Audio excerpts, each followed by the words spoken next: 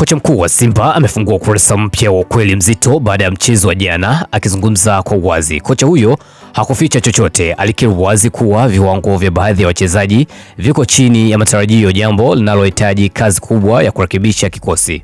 Kwa mara ya kwanza, kocha hakuishia kutoa lawama za jumla, bali aliwataja kwa majina baadhi ya wachezaji tegemeo, akisisitiza kuwa bado hawajafikia kiwango kinachotakiwa kwa klabu kubwa kama Simba. Kauli hiyo imeibua mjadala mpana miongoni mwa mashabiki, baadhi wakimpongeza kwa ujasiri wake, huku wengine wakijiuliza kama tatizo ni wachezaji au mfumo mzima wa klabu. Mbali na hilo, kocha aligusia wazi suala la usajili, akisema Simba inahitaji kuingia sokoni kusajili wachezaji katika maeneo muhimu ili kuboresha ushindani wa kikosi.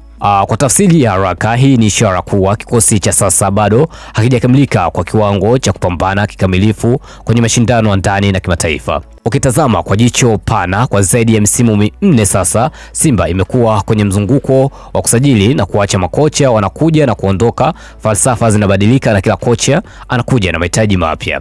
Ukikaa chini ukapiga hesabu za haraka, idadi ya wachezaji waliopita Simba katika kipindi hiki inaweza kufikia hata 100, jambo linaloonyesha wazi kuwa kuna tatizo la muda mrefu la upangaji na uendelevu. Swali kubwa kwa mashabiki wa Simba linabaki kuwa, je, tatizo ni wachezaji, ni makocha au ni mfumo mzima wa uendeshaji wa klabu?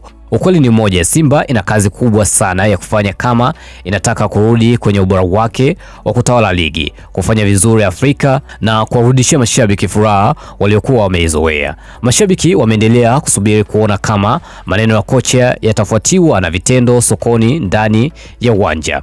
Mpira hauishi kwa maneno, unamaliziwa kwa matokeo. Simba ni kubwa, lakini ukubwa unahitaji mipango, nidhamu na maamuzi sahihi. Safari bado ni ndefu, lakini kazi ianze sasa. Bana, mtazamo wako ni upe hapo chini kulingana na kikosi cha Simba hivi sasa.